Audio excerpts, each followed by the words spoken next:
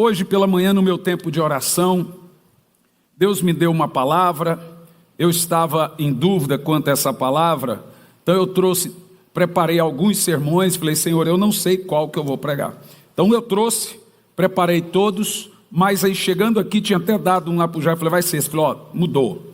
Mas Deus falou comigo para falar hoje sobre a bênção que vem das lágrimas.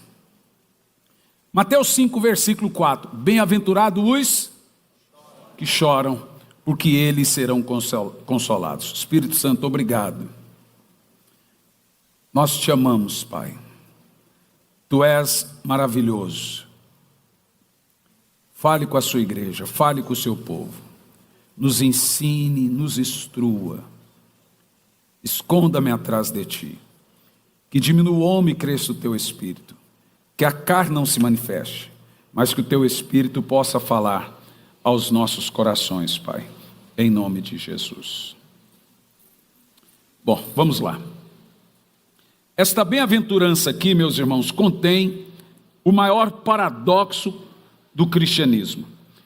Nós poderíamos traduzir isso por felizes os infelizes. Estranho, não é? Que espécie de tristeza é essa que a Bíblia Sagrada diz que produz uma grande felicidade? É estranho lermos esse texto dito por Jesus, bem-aventurado os que choram, porque eles serão consolados. Se eu não me engano, no último culto que preguei, eu falei sobre quebrantamento, também um pouco sobre isso. Mas será que Jesus está querendo dizer felizes os infelizes? O que ele está querendo dizer com isso? Bom, a palavra usada por Jesus aqui para o termo chorar é pantoustes, que significa lamentar, prantear pelo morto, pela dor, pela perda, entristecer-se com uma profunda tristeza que toma conta de todo o ser, de tal maneira que não pode ocultar. Isso que significa quando Jesus usa o termo aqui, chorar. A palavra chorar, segundo William Buckley, do dicionário Buckley, é o termo mais forte da língua grega para demonstrar o termo para sofrimento. É a palavra que usa para descrever a morte de um ente querido. Então, quando Jesus usa o termo bem-aventurados que choram, ele está falando exatamente daquele que choram com uma dor muito, mas muito angustiante e profunda. No Lexus do Strong, é a palavra que descreve o lamento de Jacó quando ouviu que seu filho José estava morto.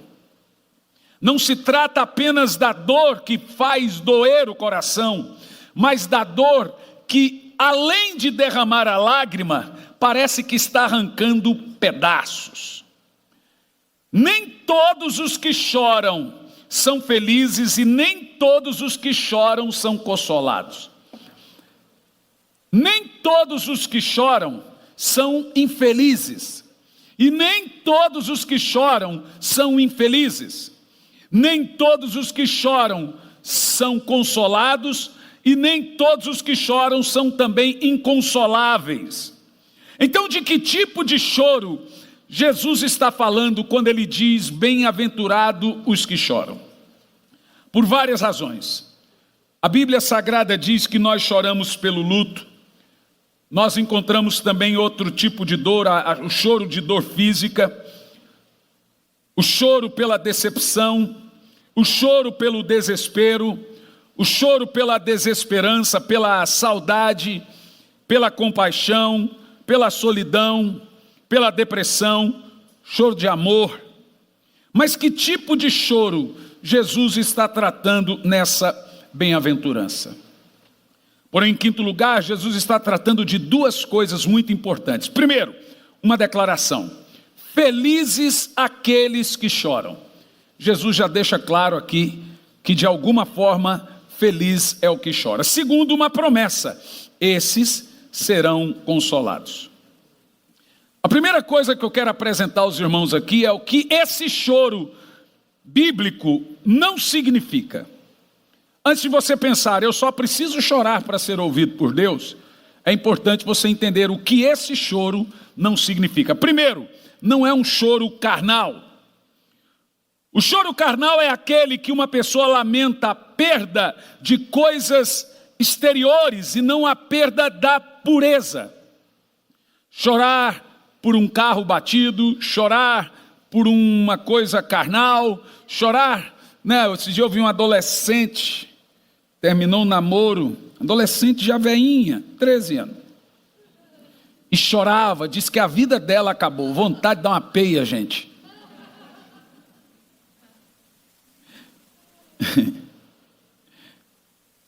Amnon chorou de tristeza até possuir a sua própria irmã. Ele chorou. E depois ele desprezou a sua irmã. Isso está registrado em 2 Samuel 13, versículo 2. A Bíblia também afirma que Acabe chorou por não ter a vinha de Nabote. Então não é esse tipo de choro. E ele cobiçava essa vinha. Primeiro livro de Reis 21, versículo 4. A Bíblia também afirma que Faraó chorou por ter feito o bem. Você vê? Ele fez a coisa certa e agora ele chora por ter libertado o povo. Então ele chorou de raiva. Então você vê aqui em Êxodo 14, 15, que o choro de Faraó é um arrependimento do seu arrependimento. Ele arrependeu-se de se arrepender. Em segundo lugar, o que esse choro não é? Não é um choro do remorso ou de desespero. A Bíblia nunca vai dizer que bem-aventurados os desesperados.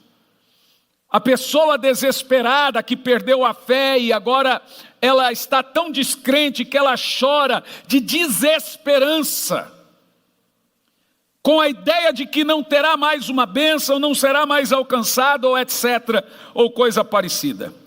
O choro de desesperança está na Bíblia, é o choro de Judas. A Bíblia diz que Judas viu o seu pecado, e ele se entristeceu. A Bíblia também afirma que Judas confessou o seu pecado, e ele justificou Cristo, dizendo que Cristo era inocente. Judas também faz restituição. Você vai se lembrar que ele não só entristece, não só chora, como diz que Cristo era inocente, como ele também devolve as moedas. Não é esse tipo de choro, mas Judas pode contar com isso, ele está no inferno.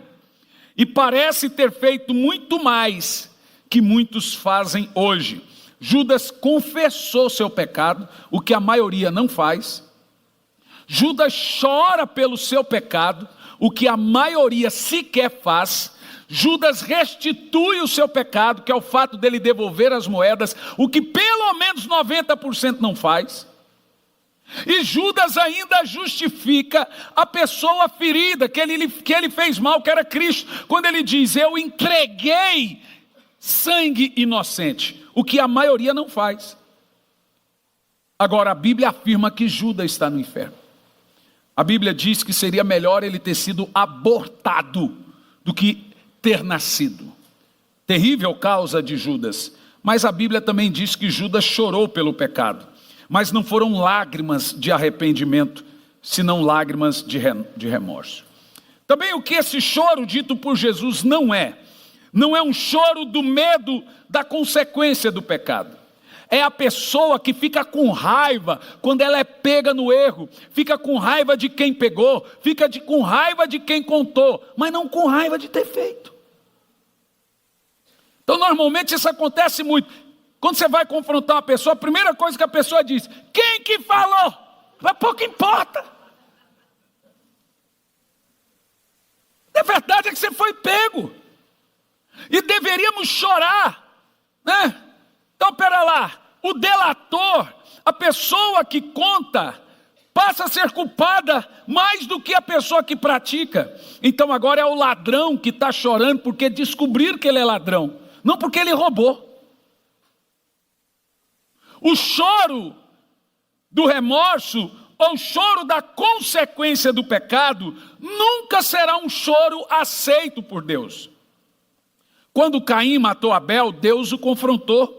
Então ele disse: é muito grande o meu castigo, que eu já não posso suportá-lo. Gênesis 4, versículo 13.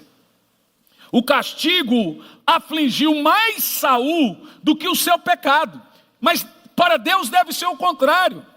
O pecado deve nos afligir e nos levar mais às lágrimas do que a consequência. É fato, meus irmãos, que quando pecamos, nós perdemos muitas coisas de Deus. Nós perdemos, dependendo do tipo de pecado, até seu favor. Se você blasfemar, você perde o favor de Deus. Você quer ver coisas que fazem você perder o favor? Amargura por si. Não deixe que nenhuma raiz de amargura brotando vos perturbe, e por ela muitos vos contaminam, acabando, encerrando assim o fluxo da graça. Percebe que uma pessoa amargurada, ela ora e não é atendida. E se ela conseguir orar, uma pessoa ferida, amargurada, a vida dela vive por si, porque ela não tem o favor de Deus na vida dela. E olha, irmão, é muito fácil você olhar para alguém e ver que ela está debaixo do favor de Deus. A vida flui normalmente. Nada é forçoso, nada é com muito esforço, no sentido de que muita dor. Você já viu uma mangueira fazendo força para dar manga? A manga sai naturalmente. Então o favor de Deus é a coisa mais importante na nossa vida. Mas vai por mim, a insistência no pecado fecha o favor de Deus na sua vida. Cerra as mãos de Deus, fecha os céus. O céu de pessoas não quebrantadas é de bronze. Porque é assim que faz o orgulho. Quem não é quebrantado é orgulhoso. E a Bíblia diz que Deus resiste o soberbo.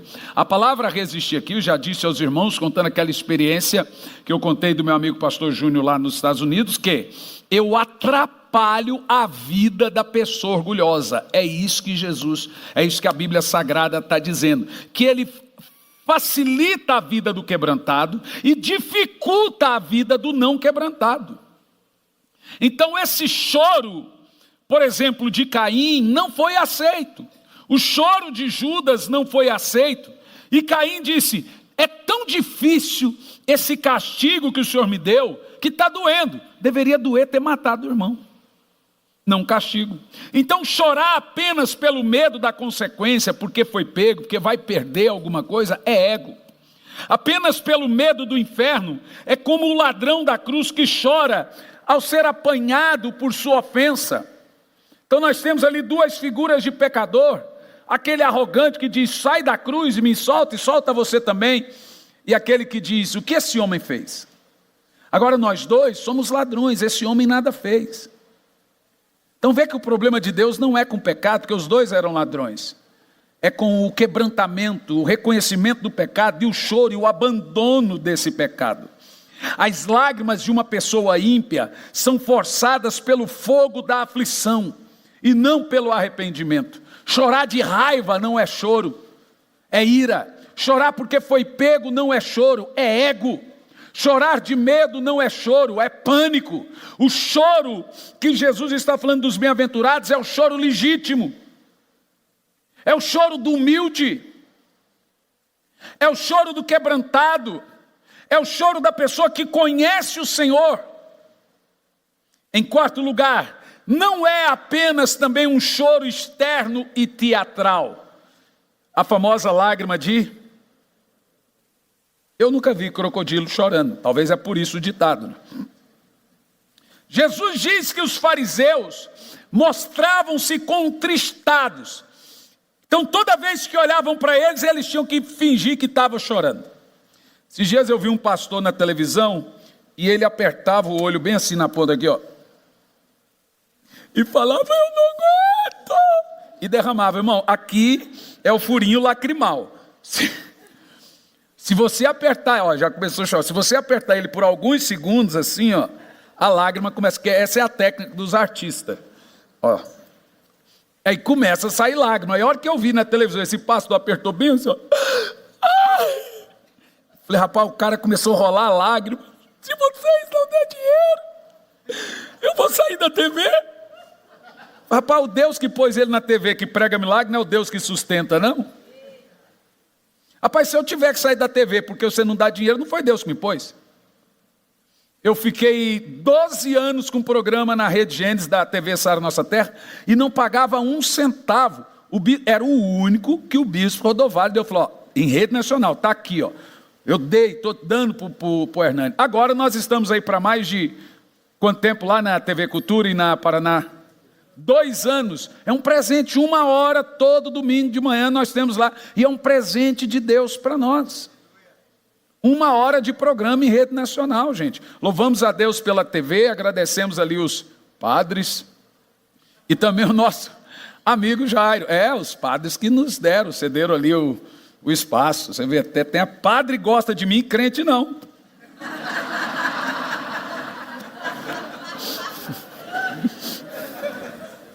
Os católicos, então, gente, são doentes comigo, os crentes não, meu negócio é com os crentes.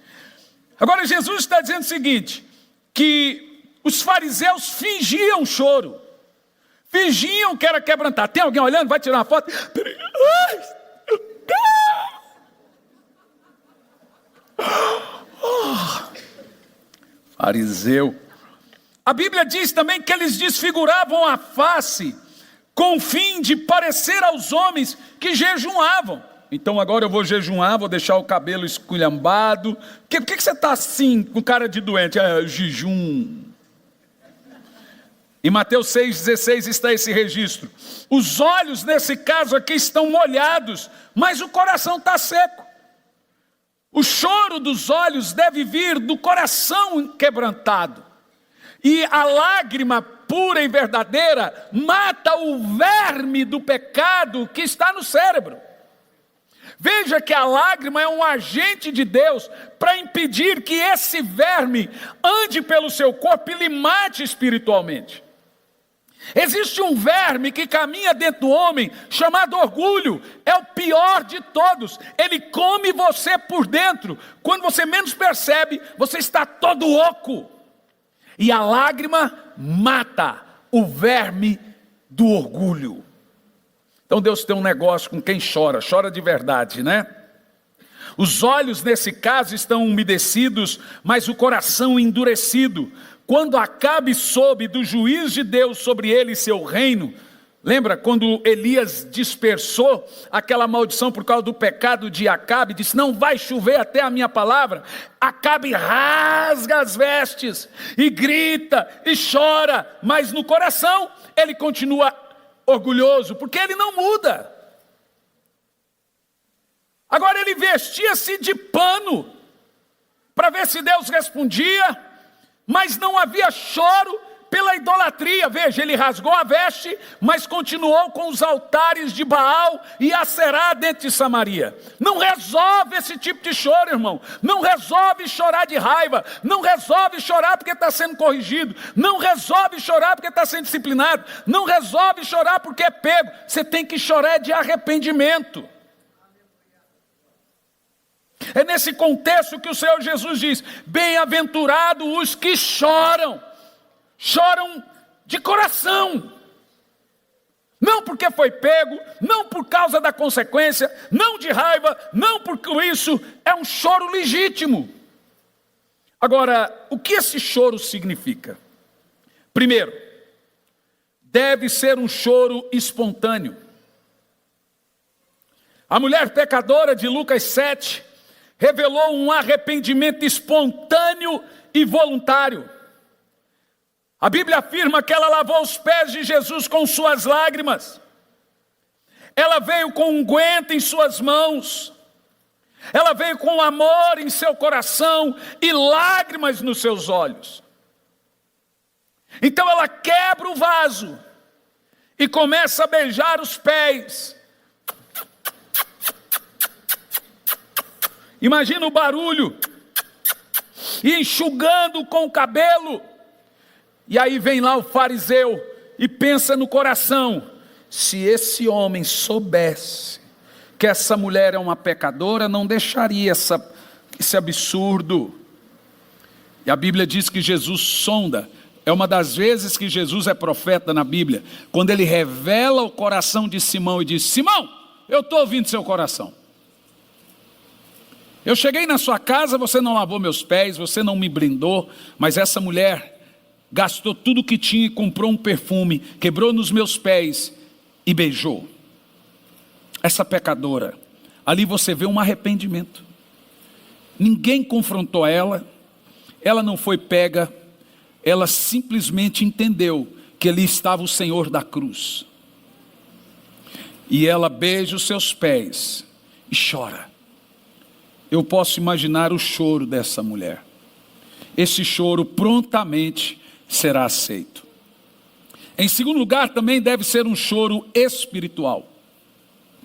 É o choro pelo pecado e não apenas pelas consequências do pecado. Faraó pede a Moisés para tirar as pragas, mas jamais desejou tirar as pragas do seu coração. Então, quando as coisas estão mal na sua casa, você chora: Senhor, me ajuda a pagar essas contas. Senhor, eu estou em dívida. Senhor, a doença. Mas quantas vezes você chorou para que aquilo que está gerando o céu de bronze na sua casa, aquilo que está gerando aquela atividade espiritual negativa na sua casa, fosse aquilo que é o promotor da desgraça, fosse removida? Não adianta você chorar por consequências. Está difícil a colheita, irmão.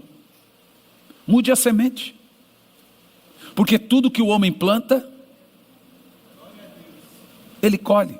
É a semente que você planta que determina a colheita que você tem. É a semente que você plantou que é responsável pelo que você está vivendo. Tem coisas na sua vida que não estão bem alinhadas? Vai um pouquinho mais atrás e começa a perceber e buscar o que você anda plantando. Cuidado com o que você fala. Cuidado na terra que você semeia. Cuidado, meu irmão.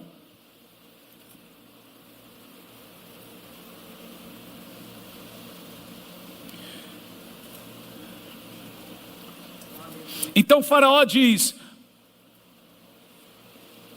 por favor, acabe com essas pragas. Mas você não vê arrependimento em Faraó. Então nós temos Davi. Quando Deus confronta Davi, ele arrepende do seu pecado, e não apenas se arrepende, mas ele chora pelo seu pecado. A Bíblia, aí que está o segredo do coração de Davi. Saul chorou porque foi pego, e ele diz para Samuel: então sai comigo perante as pessoas, para as pessoas pensarem que Deus está comigo. Agora Davi, quando foi pego, a Bíblia afirma que ele chora por ter pecado. E olha o que ele diz assim, ó: o meu pecado está sempre diante de mim. Ele não disse: a espada está sempre diante de mim, o castigo está sempre diante de mim.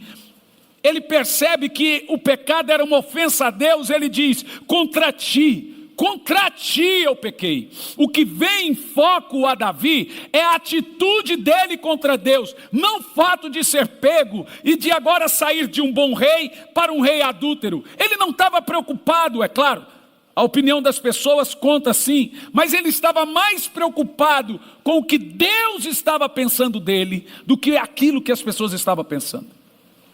Às vezes, meus irmãos, a única pessoa que não deveria saber do que você fez, talvez é a única que sabe.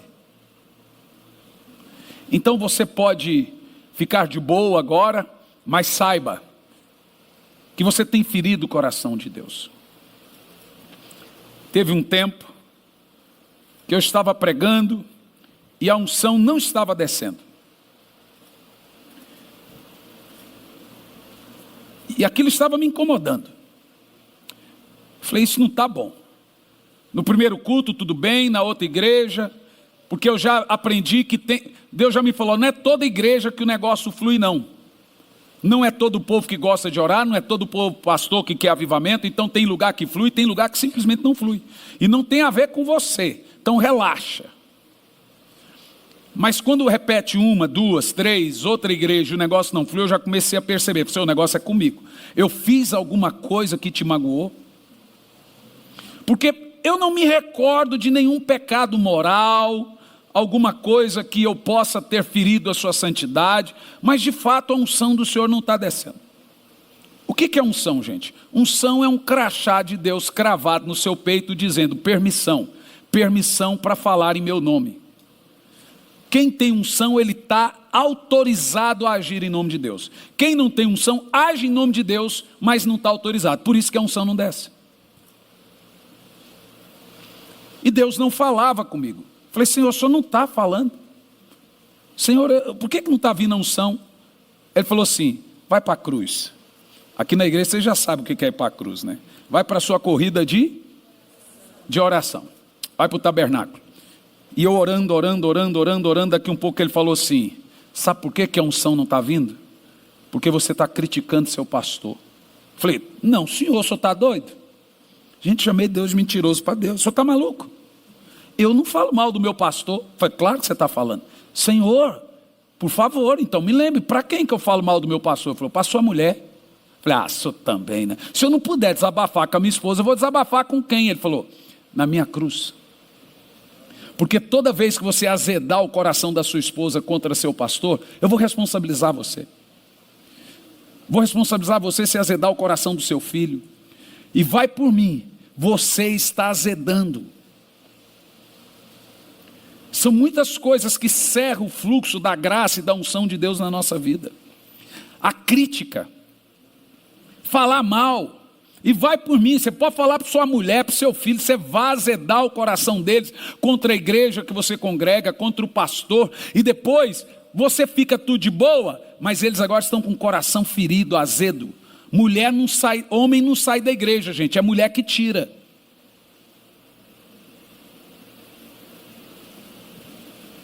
Aprenda a desabafar na cruz, aprenda a reclamar com Deus. Aprenda a chorar com Deus, vai para a cruz e conta tudo para Deus. O que o meu pastor fez para mim? Nada, coisa normal da vida. Coisa que fala, ou você pega, não responde, pede, faz uma pergunta, e eu falo por mim. Então esses dias eu esqueci o telefone em casa, falei, amor, por favor, leia minhas mensagens. Ela falou, não é impossível, tem 3.900 mensagens. E tem gente que ainda fica chateado com a gente, porque o pastor, mandei mensagem, o senhor não ouviu. Pastor, mas está lá, foi recebida. Meu telefone nunca fica desligado, gente. Agora, o fato de eu ler é outra coisa. Agora, se eu ler, eu vou te responder. Talvez não no seu tempo, porque o telefone não me domina. Eu vou ler no meu tempo, não é no seu. Né? É no meu tempo. Mas essas coisas também... Você vai percebendo que eu mandei mensagem, não respondeu, fulano e etc. Uma coisa séria, uma coisa não sei o quê. E você, crítica boba. Que o seu coração azeda, e agora você azeda também o coração de outros.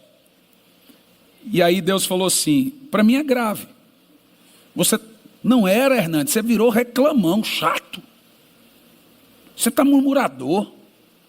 Você sempre passou a vida toda na minha cruz, agora passou a ser reclamão. Falei, Senhor, foi mal, obrigado por revelar aí, me arrependi, logo no próximo culto eu já senti uma leveza do Espírito, vê?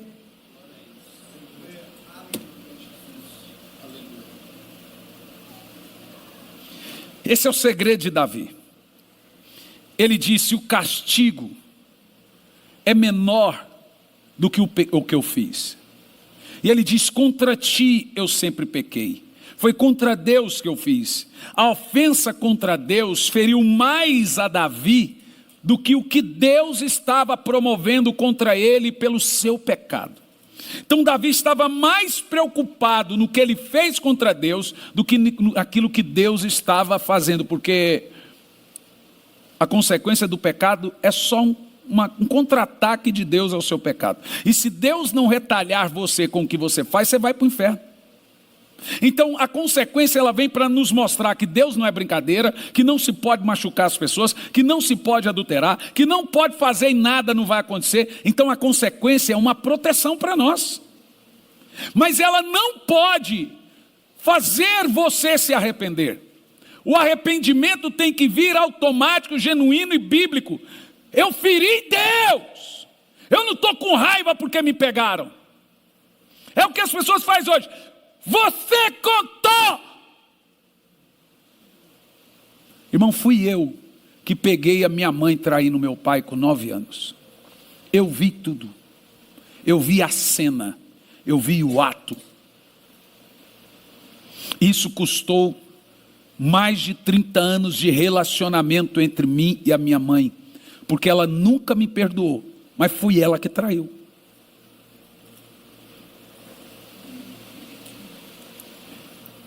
Então ela tratava bem outros filhos, mas a mim sempre com muita aspereza, e dizia que me odiava, e dizia aquilo, aquilo outro. Custou caro. Então agora aos 41 anos de idade, eu não posso permitir as pessoas ferindo os outros, traindo, fazendo e acontecendo, e os outros sem saber, e a pessoa continua a fazer, aí vai lá, pede perdão a Deus, está resolvido, vai lá, peca, pede perdão a Deus, e a pessoa continua enganada. Tem que haver mudança, e a minha oração hoje, ainda pela manhã, foi: Senhor, eu quero pastorear uma igreja chorosa, uma igreja quebrantada, um povo que consegue ver quando erra, não é um povo que fica bravinho quando é confrontado. Não, o senhor está me confrontando? É isso mesmo que Deus diz, pastor, então eu aceito, porque é para o meu bem. Porque quando vem o confronto para a minha vida, irmão, é claro, no nosso DNA não existe confronto, no nosso DNA não existe nem dor. Adão não foi feito para ser confrontado e nem para passar por luto. Adão foi feito para ser mimado. Então agora, toda vez que nós perdemos pessoas queridas, dói muito. Toda vez que perdemos uma coisa importante, dói muito. Toda vez que somos confrontados, dói muito. Porque originalmente, nós não fomos criados para isso. Mas agora, através do primeiro Adão, do Adão verdadeiro, genuíno, o segundo Adão, nós temos o confronto, justamente para impedir que esse demônio adâmico inicial venha crescer, esse verme. E por causa disso, a gente não consegue ver os nossos pecados, o nosso orgulho. Nós devemos chorar pelo pecado, porque ele é um ato de hostilidade e inimizade contra Deus. O pecado ofende e resiste o Espírito Santo. Atos 7:51. O pecado é contrário à natureza de Deus. Deus é santo e o pecado é uma coisa imunda. O pecado é contrário à vontade de Deus. A palavra hebraica para pecado significa rebelião. Uma pessoa em pecado persistente e voluntário é um rebelde. Ou seja, em Atos 5:19 diz que o pecado luta contra Deus. Imagina você, o pecado que há em você faz o que Satanás sempre fez.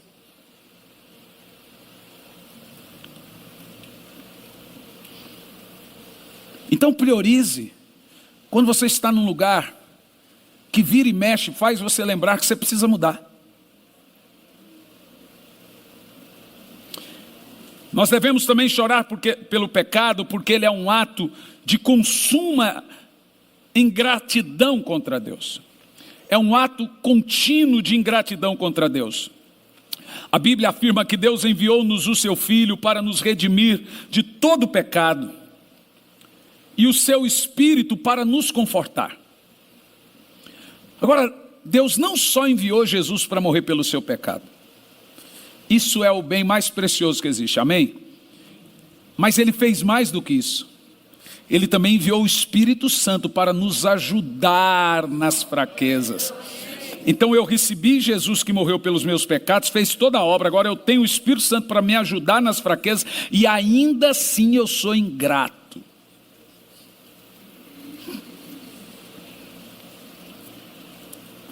Mas não foi só isso. O sangue de Jesus também foi derramado. E Ele agora está diante do altar do Senhor, propiciando, sempre quando eu pecar, derramando, e a Bíblia chama isso de expiando, e levando o meu pecado. Sempre quando eu me arrepender, o pecado é removido na hora, o sangue me vale na hora. Eu não sei por que é tão difícil para crentes entenderem isso, que não há pecado que Ele não perdoe,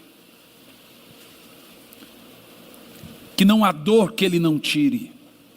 É engraçado que eu aprendi que chorar aos pés do Senhor e a cruz é terapêutico. Meia horinha, 1 horinha, 2 horinhas aos pés da cruz, falando e chorando, é 1 semaninha, é alguns dias garantidos de razões emocionais, porque a razão emocional vai embora, mas os pés da cruz cura tudo. A cruz de Cristo é o lugar onde toda dor é removida. Ah, se todos aprendessem isso, se todos entendessem. A Bíblia afirma que nós pecamos contra o sangue de Cristo, nós pecamos contra a graça, nós pecamos contra o Espírito. Por que não deveríamos chorar então diante de tudo isso? Como fazemos tudo isso sem derramar uma lágrima?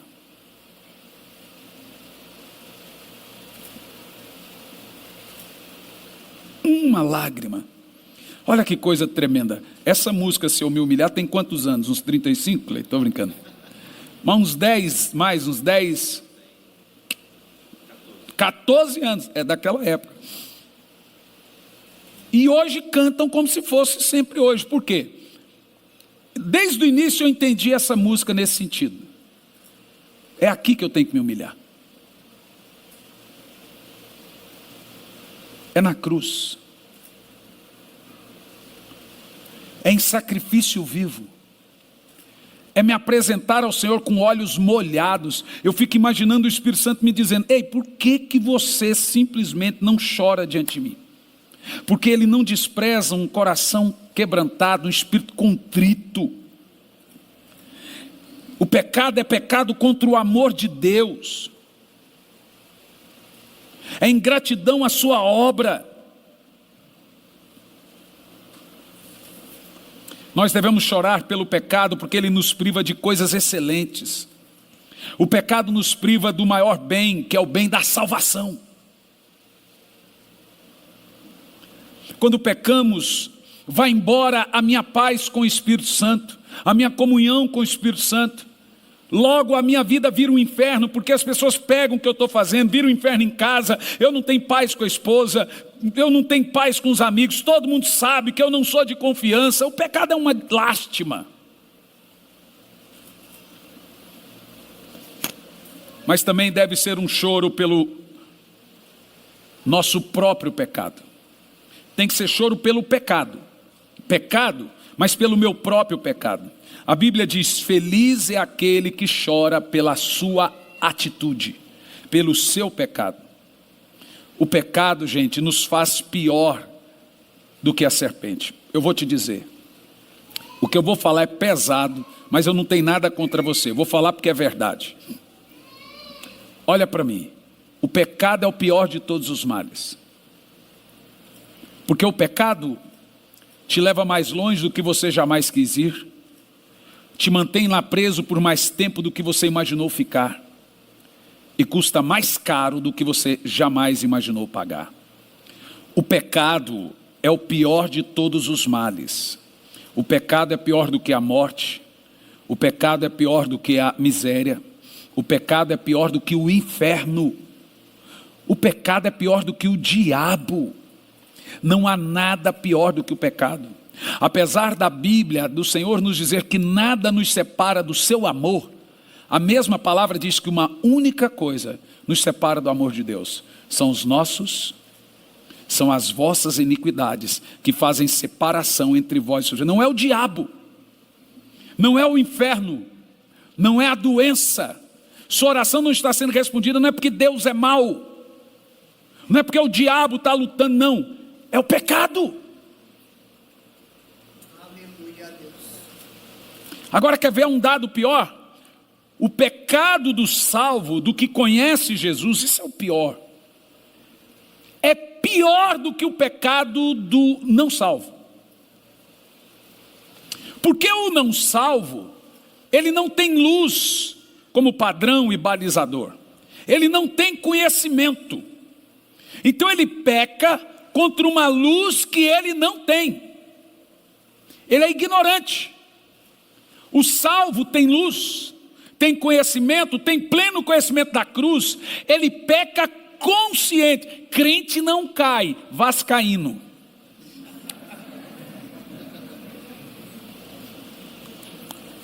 O crente só peca planejado.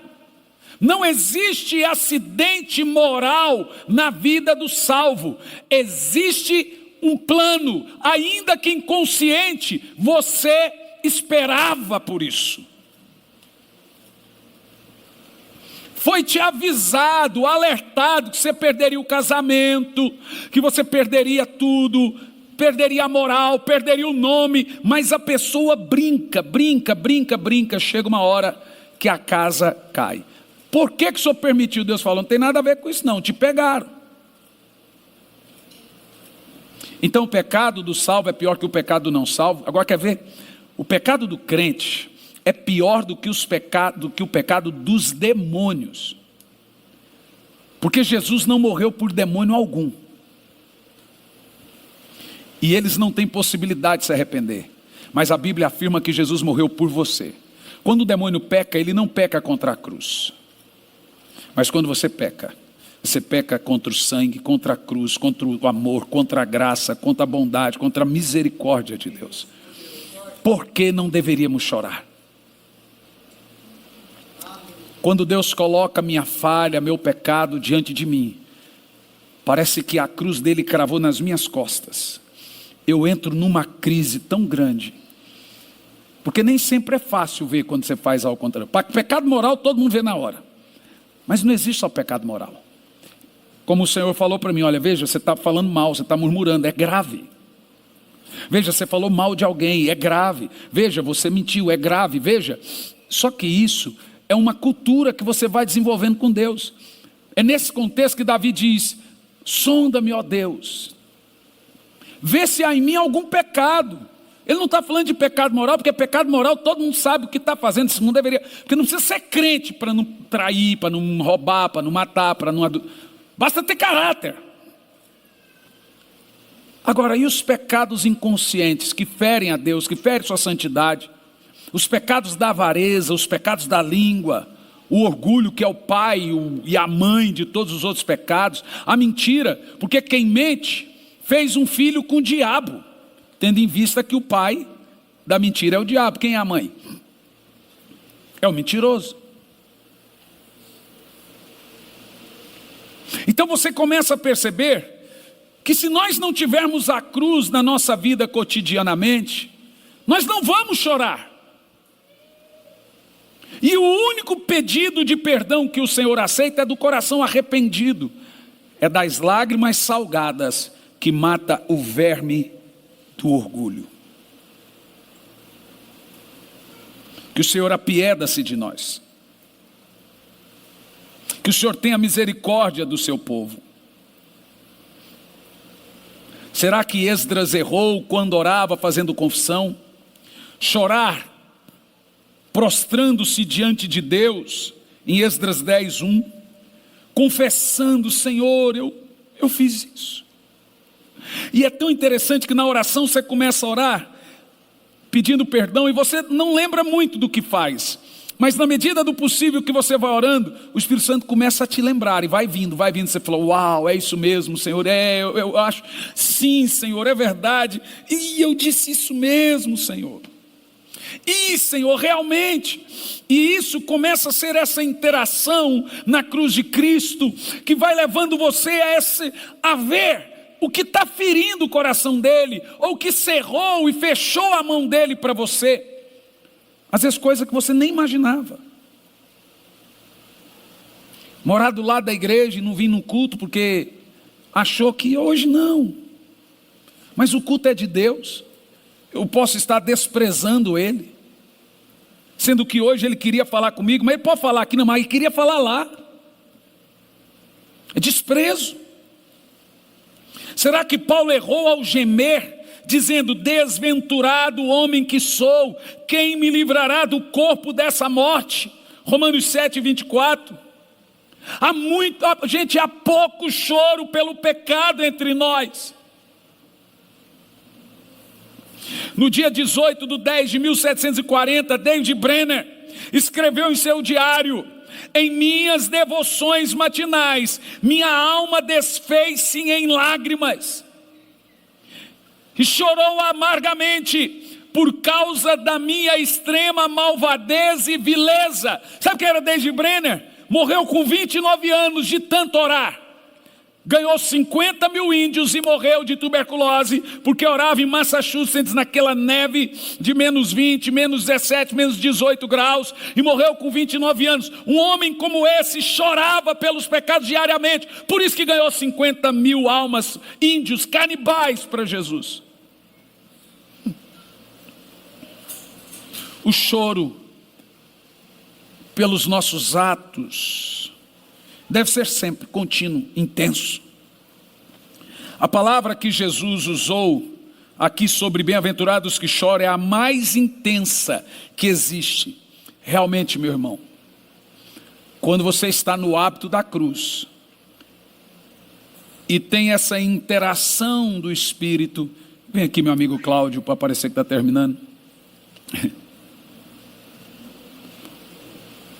Vai solando essa aí, se eu me humilhar aí. Por gentileza. Você percebe que parece que está arrancando de você pedaço da carne. E de fato, é pedaço da carne. E você fala: Senhor, como eu não percebi que estava te fazendo mal essa minha atitude.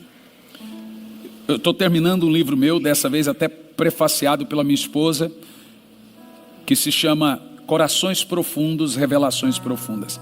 Minha esposa me fez uma pergunta: do que esse livro, amor? Eu disse, o que eu respondi para você? É o vômito do Espírito. Não, é o Espírito Santo vomitando dor. Como assim, pastor? É verdade. Não foi ele que disse? Se você é morno, vomitar-te-ei da minha boca. Eu não percebi, quando ela perguntou, eu já tinha falado. É o Espírito Santo vomitando dor. Deve doer demais no Senhor. Ele vê que você pode estar indo para o inferno, vê que sua família pode estar indo a bancarrotas, e Ele tentando te mostrar, tentando falar, e você simplesmente não chora, você simplesmente não se arrepende. Nós não choramos diante de Deus, porque há muito da serpente em corações duros. Nosso querido pastor Tiago sempre diz: pedra não pega fogo, corações de pedra não incendeiam. Não há arrependimento para gente orgulhosa, e aí o tratamento é sempre muito duro. Por isso que Jesus usa a palavra intensa. Quem chora é consolado. A palavra aqui é quem sente dor de morte. É a mesma palavra para a dor do luto de quem nós amamos. A palavra para o choro de Jacó, quando ouviu que havia perdido José. Pedro chorou amargamente depois de negar Jesus. E esse deve ser o lamento pelo pecado dentro da igreja. O que se opõe ao choro pelo pecado? Primeiro, é a dureza do coração de pedra, Ezequiel 36:26. Um coração de pedra não pode derreter-se em lágrimas. Esse coração é conhecido pela sua insensibilidade. É um coração inflexível. A Bíblia nos exorta a não endurecermos o nosso coração. Hebreus 3, versos 7 e 8. Hoje nós choramos por tempos difíceis, por perder, por não ter dinheiro, por estar desempregado. Mas os corações continuam duros. E talvez tudo isso, de perdas e etc, e não conseguir, se dão ao fato do coração ainda continuar duro. Muitos, em vez de chorar pelo pecado, alegram-se nele.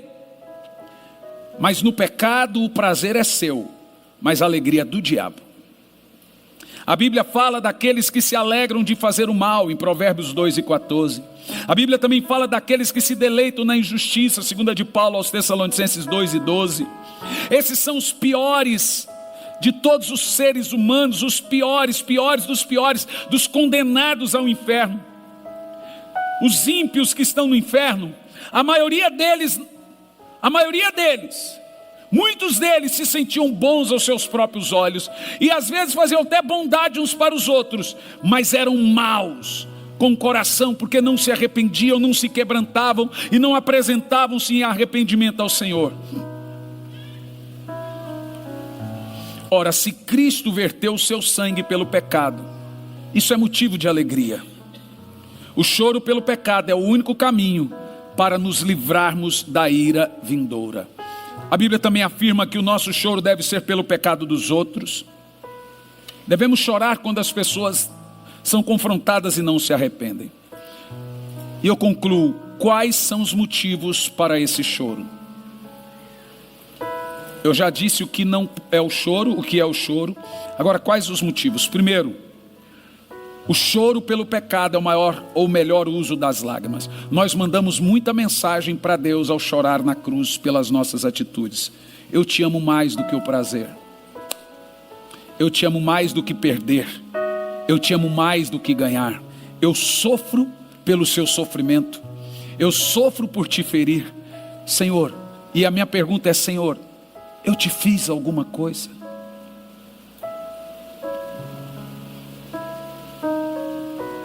Segundo, o choro pelo pecado é uma evidência da graça. A Bíblia diz que é uma tristeza enviada por Deus. Quando a graça de Deus está sobre você, você ainda vai chorar pelo pecado. Terceiro, o choro pelo pecado é um bem precioso a todos que têm o Espírito, porque é Ele que convence o homem do pecado, justiça e juízo. E quarto, o choro pelo pecado produz alegria. Davi também era chamado de homem de lágrimas. Em Salmo 42:3 ele diz: minhas lágrimas foram o meu alimento. Oh, meu irmão, como Deus ama gente de olhos molhados. O choro agora pelo pecado previne o choro do inferno depois, em quinto lugar. Em sexto lugar, o choro pelo pecado é temporal e finito. Se você chorar pelas suas atitudes hoje, que provavelmente ferem a Deus, em 2, 3 dias, está tudo bem. Isso se chama arrependimento. E o choro é pedagógico, é terapêutico, ele lava a alma. Fala sério, irmão. É gostoso ou não é chorar diante de Deus? Pastor, eu não tenho mais conseguido. Então peça para o Senhor lhe dar um coração quebrantado. Quais os obstáculos para esse choro? Amor ao pecado, desespero pelo pecado. Ai, vão me saber, vão me pegar. É a atitude de Judas. Presunção da misericórdia. São pessoas que se firmam na graça e no amor e acham que o amor agora é a única teologia da Bíblia. Porque tem gente que a única teologia que importa para ele é Deus me ama.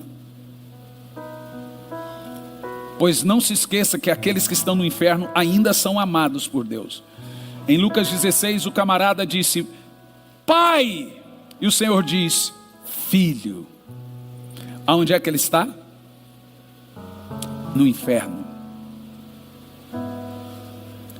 Cuidado, irmão. Não seja presunçoso com a misericórdia e o amor de Deus, pensando que Deus vai mudar todos os padrões morais dele, passar por cima de tudo, porque agora você decidiu que ele te ama. Veja, o ímpio faz tudo o que você faz, e o ímpio vai para o inferno e você vai para o céu. Ah, bonito. Deus só ama você, engraçadinho. Esse tipo de amor que as pessoas estão esperando é um amor de universalista, do tipo assim: ninguém precisa ser salvo, todo mundo já está salvo. Vai nessa, viu? A Bíblia diz que todos devem se arrepender e voltar-se para o Senhor. Não seja presunçoso. E a procrastinação impede as lágrimas. Procrastinar: pequei hoje, não, na hora que eu orar eu peço perdão. Não, irmão, pecado tem nome, tem endereço, tem CPF, tem CNPJ, tem foto. Pecado tem Instagram. tem Face, pecado tem até o WhatsApp.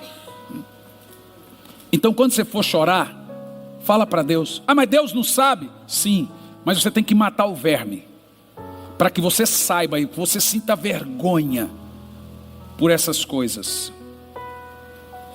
Qual é o conforto oferecido por chorar? O choro precede o conforto, assim como a limpeza da ferida precede a cura. Todo mundo que chora será, nesse sentido, confortado.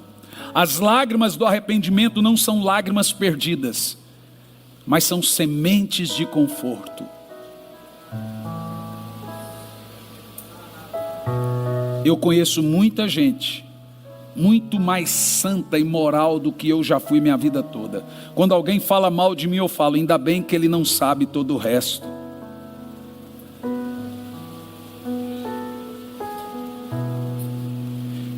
Eu só nunca fui, mesmo morando numa caixa de papelão, nunca roubei, nunca assaltei, nunca fumei maconha, nunca fumei, mas gostava de beber e dar uns beijinhos umas menininhas, mas assim de vez em quando, e só beijava quando estava bêbado também. Eu tenho vergonha de ter sido viciado em pornografia. Eu tenho vergonha de ter tido que confessar a minha esposa tudo que fiz contra ela, de ter dito eu fui um cafajeste. Eu tenho vergonha até hoje de uma pessoa como eu, de onde o Senhor me tirou, da rodoviária do Gama, dentro de uma caixa de papelão pedindo esmola. Eu não posso ser ingrato. Eu não posso levar pessoas para o inferno comigo e nem ir sozinho. Eu tenho que me arrepender por causa da gratidão, porque muita coisa está em jogo, mas acima de tudo, porque Jesus é o meu bem maior. Eu não tenho mais a minha vida por preciosa. Eu tenho que ser grato. As lágrimas têm que rolar, só de pensar na sua cruz. Eu estava pregando na Patagônia, e no meu tempo com o Senhor, e veja, irmãos, eu nunca fui de falar de meu momento de oração, nem para minha esposa e meu filho, porque eu sempre entendia que intimidade revelada é pornografia. Mas de um tempo para cá o Espírito Santo me falou, fale, para estimular os outros a orar. Falei, mas Senhor, falou, não, eu quero que você sempre fale do seu tempo comigo. Então eu tenho insistido nisso. Então eu estendi a toalha, e quando eu dobrei o joelho, saiu uma palavra da minha boca, Senhor,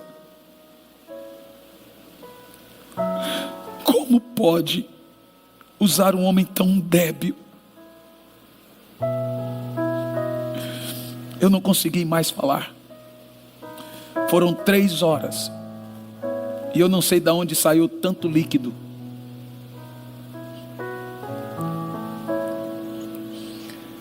O nosso reconhecimento de quem somos faz Deus nos revelar quem Ele é.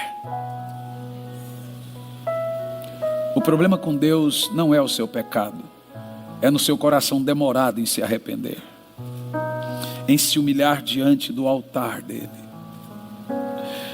Aprenda a chorar diante da cruz, e você vai descobrir um segredo. O segredo da prosperidade, o segredo da paz no lar, o segredo da vida no espírito, o segredo da paz interior. Essa terapia da cruz.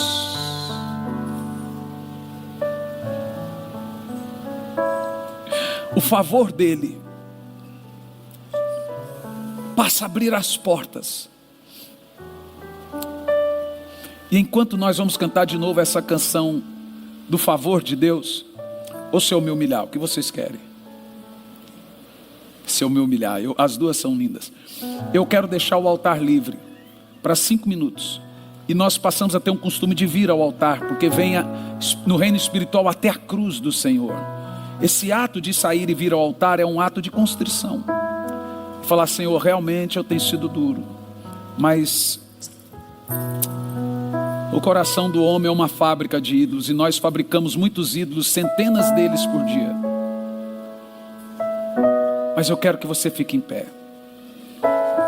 E você pode vir ao altar, está livre, ou você pode dobrar o joelho aí, ou pode orar em pé.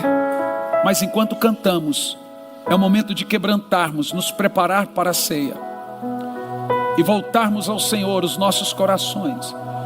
Chore, fala: Senhor, eu não consigo abandonar a tristeza, eu não consigo abandonar a humilhação, não consigo esquecer daquilo que fizeram.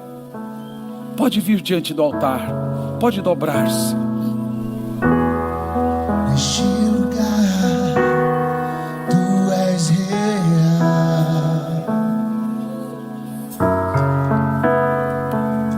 Chore, chore.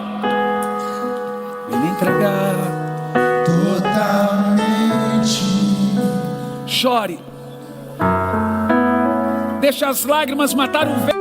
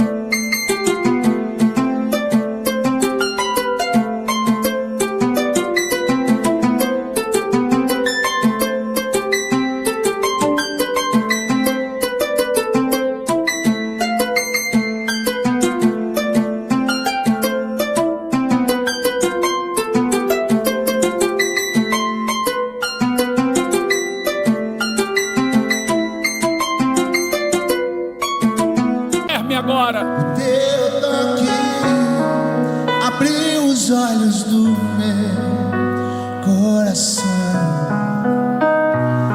Eu posso enxergar e entender.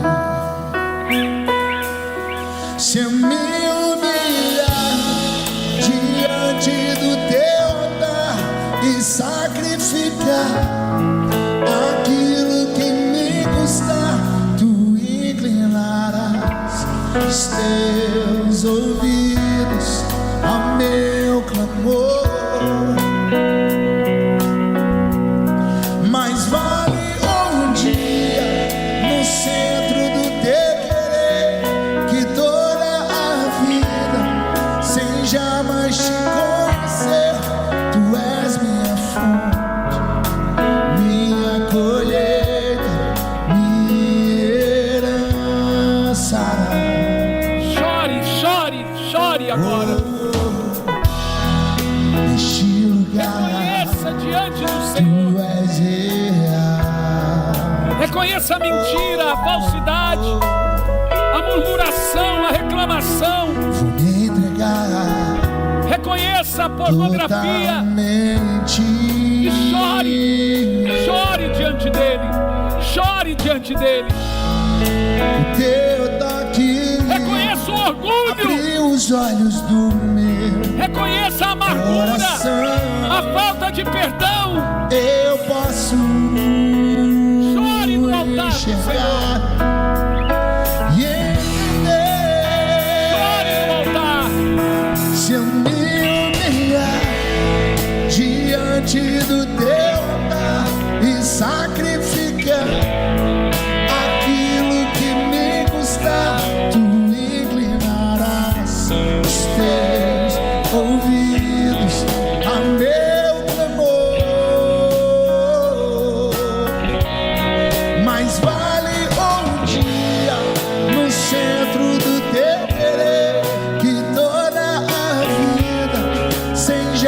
mais te conhecer.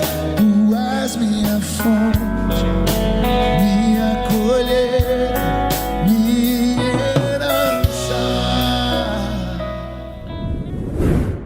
Olá, você conhece a Bíblia M'Cheyne? Eu sou o pastor Hernandes Santos e eu venho aqui para indicar a Bíblia M'Cheyne, uma Bíblia de 1842. Costumam-se dizer que é a Bíblia dos avivalistas. Por quê? Olha quem indica essa Bíblia: Martyn Lloyd-Jones, John Stott, Charles Spurgeon, Charles Finney e o próprio D.A. Carson. Olha o que John Stott diz: sou grato a Martyn Lloyd-Jones por me indicar o método de leitura M'Cheyne. D.A. Carson escreveu um livro por título Por Amor a Deus, especificamente para incentivar o método de leitura M'Cheyne. Reverendo Hernandes Dias Lopes diz: tenho grande alegria de recomendar a Bíblia M'Cheyne, faço isso com entusiasmo e profunda expectativa. M'Cheyne foi um ministro do Evangelho, cheio do Espírito Santo, por isso desenvolveu o sistema M'Cheyne de leitura da Bíblia. É a chamada, gente, Bíblia dos avivalistas, porque eles desenvolveram, o Dr. M'Cheyne desenvolveu um sistema de ler a Bíblia diariamente. Como é que funciona essa Bíblia? O que é que ela tem de diferente das demais? Nenhuma outra Bíblia você vai encontrar assim. Ela tem a leitura familiar, que é a parte da Bíblia que você lê em família, e a leitura pessoal, é a parte da Bíblia que você lê sozinho. Vou um exemplo aqui. 1º de janeiro, Gênesis 1, leitura familiar. Ainda em 1º de janeiro, Mateus 1. Aí, depois de Gênesis 1 e Mateus 1, viu? Velho e Novo Testamento junto, vem a leitura pessoal ainda em 1º de janeiro. Esdras 1, Atos 1, ainda em 1º de janeiro. Aí vai 2º de janeiro, leitura familiar, Gênesis 2, Mateus 2, aí leitura pessoal, Esdras 2. Só que hoje eu estou gravando, gente, em 28 de maio. Então eu começo a ler a Bíblia em 28 de maio e leio ela toda até o final. Aí, quando chegar 1º de janeiro, eu começo. Salmos em azul, palavras proféticas em verde, palavras de Jesus em vermelho. E o sistema M'Cheyne é o único sistema de devocional diário de Bíblia. Se você levar essa Bíblia na igreja, não vai te resolver. É Bíblia para ficar do lado, em casa, eu e a minha esposa. Do meu lado fica a minha Bíblia, do lado dela fica a Bíblia dela, meu filho tem a Bíblia dele. Nós lemos em família a parte da leitura Bíblia familiar e depois a gente lê a parte da leitura bíblica pessoal. Gente, é um espetáculo a Bíblia M'Cheyne.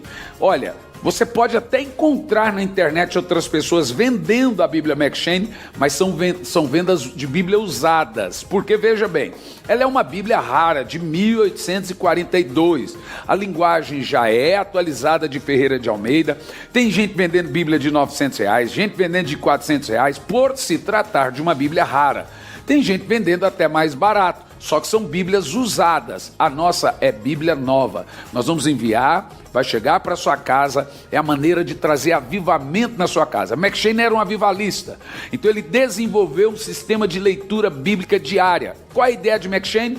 Ler o Velho Testamento, Salmos e o Novo Testamento 2 vezes por ano. Então você vai ler a Bíblia inteira no ano, sendo que o Novo Testamento 2 vezes por ano e de forma muito bem organizada. E as revelações desse avivalista chamado Robert Murray M'Cheyne. Adquira a sua e vai chegar na sua casa.